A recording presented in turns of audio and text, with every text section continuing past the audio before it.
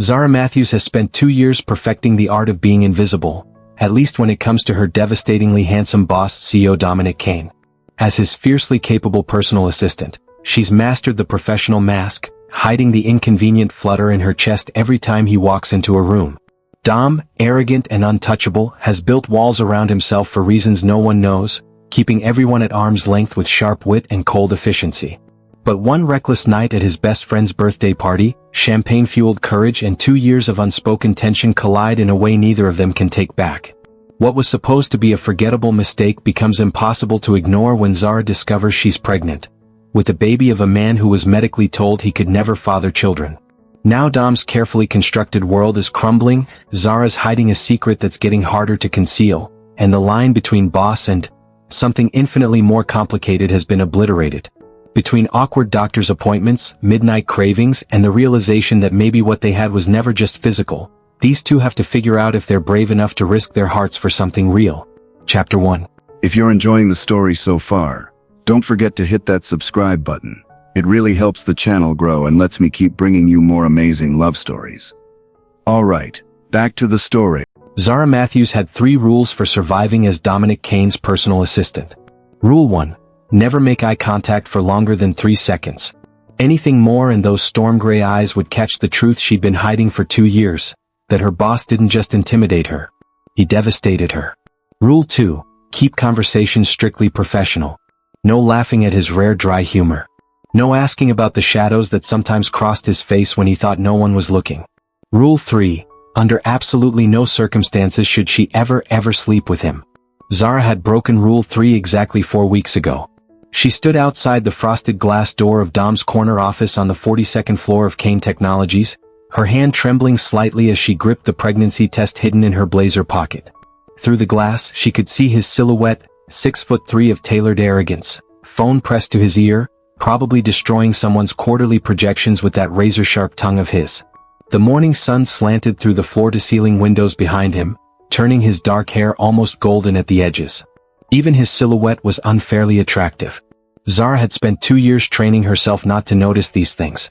2 years of professional detachment, of perfectly timed coffee orders and flawlessly organized schedules, of being the best damn assistant in Manhattan.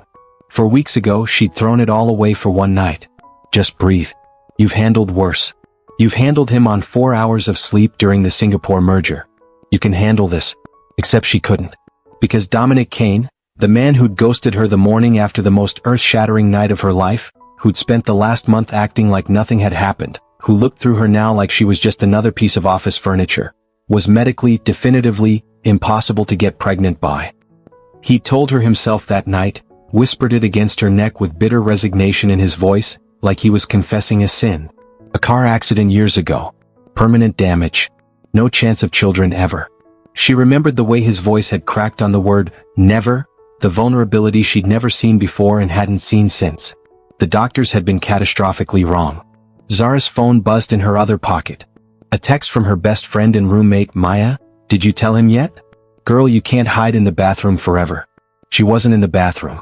She was standing outside her boss's office at 8:47 a.m. on a Tuesday, trying to figure out how to tell an emotionally unavailable billionaire that their one-time mistake had just become an 18-year commitment. Maybe longer if this kid inherited his father's stubbornness. Through the glass, Dom's conversation seemed to be escalating. His free hand cut through the air in that sharp, dismissive gesture he used when someone was wasting his time. Zara knew all his gestures by now. The way he drummed his fingers on his desk when he was thinking. The slight tightness around his mouth when he was annoyed but holding it in. The rare, devastating smile that appeared maybe twice a quarter and never failed to make her stomach flip.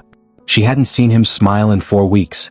Not since that morning when she'd woken up in his penthouse, wrapped in his expensive sheets, and found a note on the pillow next to her.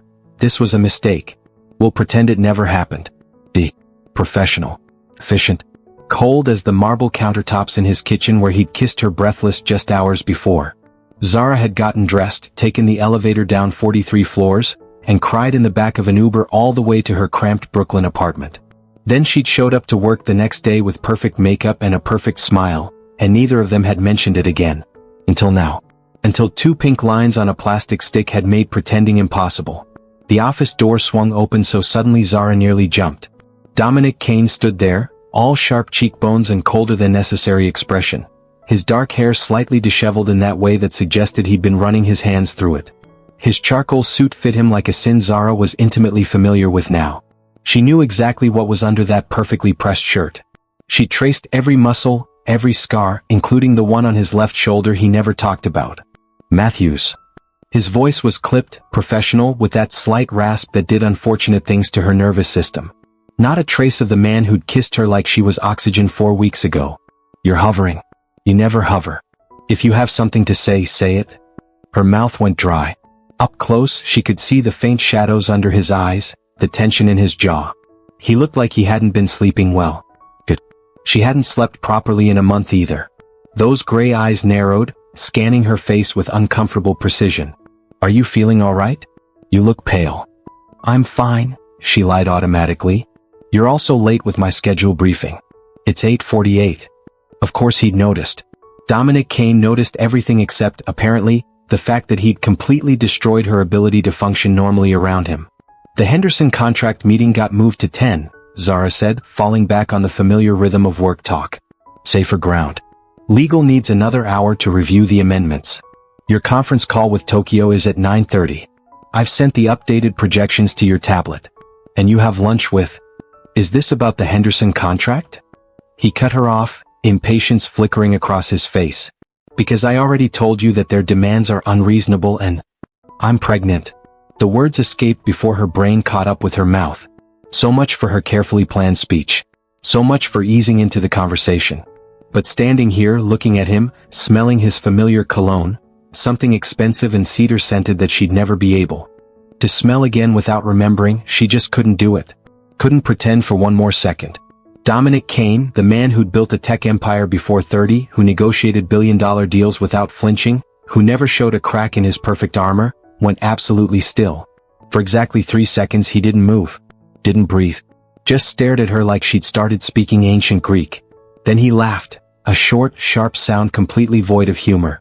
No, he said simply, like he was correcting a typo in an email. Like he was informing her that the sky was blue and her facts were wrong. You're not. Heat flashed through Zara's chest. Anger finally burning through the nervousness. Excuse me? You can't be. He stepped back into his office, already dismissing her, his attention shifting to the tablet on his desk like this conversation was over. Like she was over. I told you. That night, I explained that it's medically impossible for me to. And yet. She followed him into the office and pulled the pregnancy test from her pocket, setting it on his pristine glass desk with a decisive click that echoed in the too-quiet room. The 2 pink lines seemed to glow accusingly under his sleek designer lamp, stark and undeniable against the white plastic. Dominic stared at it like she just placed a live grenade between his keyboard and his overpriced fountain pen. His hand, reaching for his tablet, froze mid-air. His face, usually so controlled, went through a rapid succession of expressions. Disbelief, shock, something that might have been fear, and then carefully, deliberately, nothing. The silence stretched. Outside the window, New York City hummed with its usual chaos. Taxis honking 42 floors below, people rushing to their lives, the world spinning forward like it always did. Inside this office, time had stopped entirely. Zara could hear her own heartbeat, could feel the weight of the moment pressing down on her shoulders. She watched Dom's throat work as he swallowed.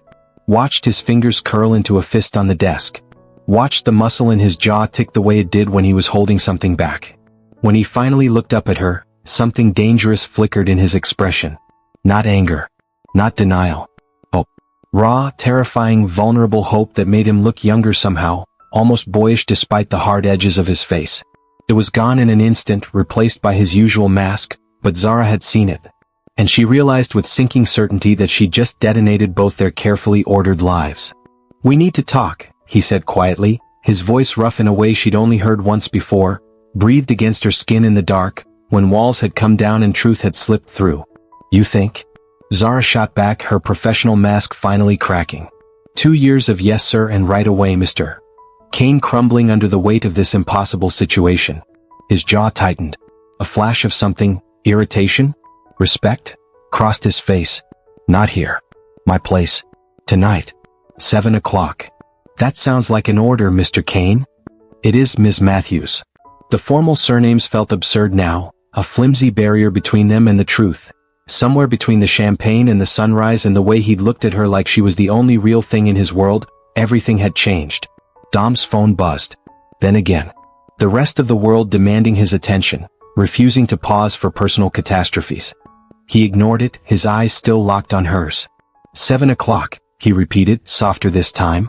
Almost a question. Zara nodded, not trusting her voice. And Zara? He'd never used her first name at work. Never. The sound of it in his crisp British accent made her chest ache. Don't make any decisions until we talk. Please. It was the please that undid her. Dominic Kane didn't say please. He gave orders. He expected compliance. He certainly didn't look at his assistant with barely concealed desperation. Okay, she whispered. She turned to leave, to escape before the tears burning behind her eyes could fall, but his voice stopped her at the door. For what it's worth. He paused, and when she glanced back, he was staring at the pregnancy test like it held the secrets of the universe. I'm sorry. For the note. For all of it. Zara didn't know what to say to that, so she said nothing. She just walked out, closing the door quietly behind her, and made it exactly 17 steps to the nearest bathroom before the tears finally came. And neither of them had a damn clue what to do about it. The rest of the day passed in a blur of scheduled meetings and carefully maintained composure. Zara sat through Dom's conference call with Tokyo, taking notes with mechanical precision while her mind screamed in 100 different directions. She organized his lunch meeting with the investors from Berlin, which he barely touched, she noticed, and fielded 17 emails that required her immediate attention. Not once did they acknowledge what had happened that morning. Dom was a master at compartmentalization. He moved through the day with his usual sharp efficiency, barking orders, making decisions worth millions, his face an impenetrable mask. But Zara caught the small things. The way his gaze flickered to her every time she entered the room. The slight hesitation before he said her name, her last name, always professional. The fact that he'd loosened his tie by noon, something he never did. By 5 o'clock, Zara's nerves were stretched so thin she thought she might snap. I'm heading out, she announced, gathering her bag and the tablet she used to manage his impossible schedule. Dom looked up from his computer screen, and for a moment, something vulnerable crossed his face. 7 o'clock, he reminded her. Don't be late. I'm never late, Mr. Kane. No, he said quietly, his eyes holding hers for a beat too long. You're not. Zara fled before her composure could crack again. The subway ride back to Brooklyn gave her exactly 43 minutes to spiral. Zara stared at her reflection in the train window, watching the tunnel lights flash past, and tried to process the absolute insanity of her life. She was 26 years old. She had $17,000 in student loans, a degree in business administration from a state school, and a one-bedroom apartment in Bed-Stuy that she shared with Maya. Her most valuable possession was a used MacBook and her collection of vintage novels from the thrift store on Nostrand Avenue. And now she was pregnant with her billionaire boss's baby. A boss who'd made it very clear that their night together had been a mistake. This is not how my life was supposed to go. Her phone buzzed with a text from Maya. Girl. You've been radio silent all day. I'm making emergency mac and cheese. Get home now. Despite everything, Zara smiled. Maya Chin had been her roommate since their freshman year at NYU, her best friend since Maya had found her crying in the library during midterms, and her chosen family since Zara's own family back in Atlanta had made it clear they had no interest in funding her impractical dreams of working in New York. 20 minutes later, Zara walked into their small apartment to find Maya sprawled on their thrift store couch, a bottle of wine in one hand, which she immediately hid when she saw Zara's face. Right. No wine for you. I forgot. Maya jumped up, her black hair in a messy bun, wearing her favorite oversized NYU sweatshirt and leggings. At 5'2", she barely reached Zara's shoulder, but she had the personality of someone twice her size. Okay, sit. How did Mr. Tall, Dark and emotionally constipated take the news? Zara collapsed onto the couch. He laughed. He what? Then he said it was impossible. Then he looked at the test like I'd handed him a nuclear weapon. Then he said we needed to talk. At his place. Tonight at 7. Zara checked her phone. 6:07 p.m. Which is in less than an hour, and I have no idea what I'm going to say to him. Maya sat down beside her, pulling Zara's head onto her shoulder. Start with, you left me a note like a coward. Despite herself, Zara laughed. It came out slightly hysterical. I can't say that. Why not? It's true, isn't it? Zara's cheeks heated. She told Maya everything the morning after, in that raw, confessional way you only could with your best friend. The champagne at the party. The way Dom had looked at her when his best friend, Marcus, had made a toast and everyone had laughed at some inside joke she hadn't understood. The tension that had been building for 2 years finally snapping when he'd asked, quietly, if she wanted to get out of there. The elevator ride to his penthouse. The way he'd kissed her against his front door like he'd been starving for it. The unexpected gentleness mixed with desperate need. The way he'd whispered her name, her first name, like a prayer. And then waking up alone with a note that shattered everything. It doesn't matter if it was good, Zara said finally. He made it clear it was a mistake. And now you're carrying his miracle baby. Z, this is literally the plot of every romance novel I've ever read. You know how this ends, right? With me unemployed and a single mother? With him realizing he's been in love with you this whole time and groveling appropriately. Maya squeezed her hand.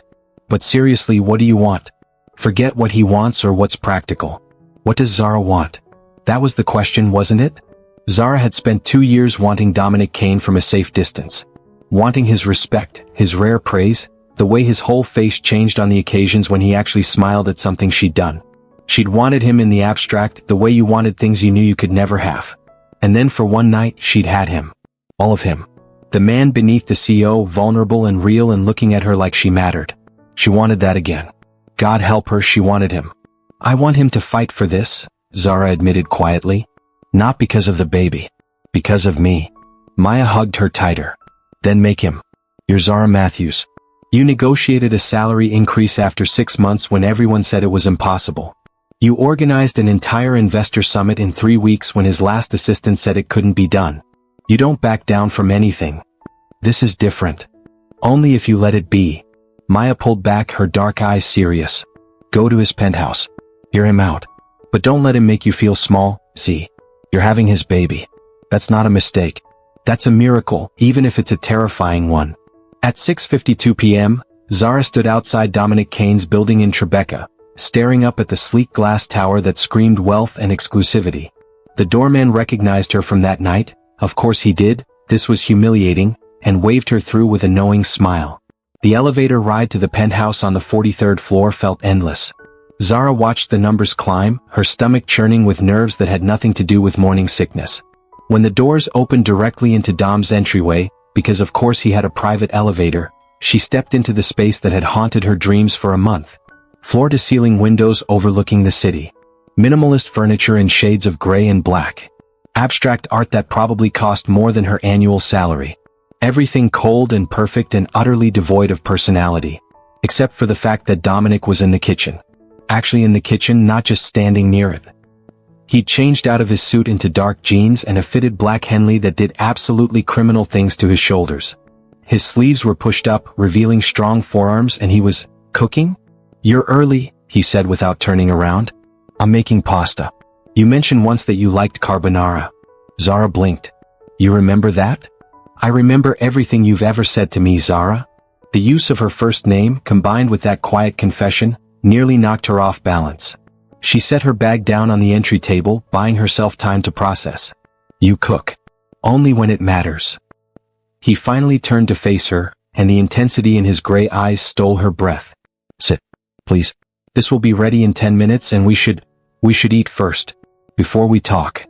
It felt surreal, sitting at his kitchen island, the same island where he'd lifted her onto the marble and kissed her until she forgot her own name, while he moved around the kitchen with surprising competence. The silence between them was heavy but not uncomfortable. Almost domestic. I didn't think you ate carbs, Zara said, just to break the quiet. A ghost of a smile touched his lips. I don't usually, but you're eating for 2 now. And you need protein and carbs and... He trailed off, shaking his head. I've been researching. Pregnancy nutrition. What you should be eating. You've been researching. Since 9:47 this morning, yes. He plated the pasta with careful precision, the smell making Zara's mouth water despite her nerves. I also called my doctor. And 3 specialists. And possibly terrified my attorney by asking about paternity law. He set a plate in front of her, and their fingers brushed. The contact was electric, barely a second, but enough to make them both freeze. Dom pulled his hand back first. Eat, he said gruffly. The carbonara was perfect, creamy and rich with just the right amount of black pepper. Zara took a bite and couldn't help the small sound of appreciation that escaped. Good? Dom asked, watching her with an intensity that made her skin warm. Really good. I didn't know you could cook. There's a lot you don't know about me. He sat across from her, his own plate untouched. And whose fault is that? Yours, Zara said bluntly. You left me a note, Dom. This was a mistake. Pretend it never happened. Not exactly an invitation to get to know each other better. He flinched. Actually flinched. I know. That was? He ran a hand through his hair, messing it up in a way that made him look younger. More human. I panicked. I woke up and you were there and you were so, and I just... So you ran. Yes. His jaw tightened. I ran. Because you terrify me, Zara. You have from the first day you walked into my office 2 years ago with your resume and your smile and your complete refusal to be intimidated by me. Zara's fork froze halfway to her mouth. I what? Terrify me, he repeated, his voice rough. Because I knew. I knew from day one that if I let myself feel anything for you, it would destroy the careful control I've spent years building. And I was right. One night with you and I can't think straight. Can't focus. Can't pretend that you're just my assistant. Her heart was hammering so hard she was sure he could hear it. Then why did you ignore me for a month? Because I'm an idiot. Dom's laugh was self-deprecating. Because I thought if I could just go back to normal, if I could just wall it off and pretend it didn't happen, I could protect us both.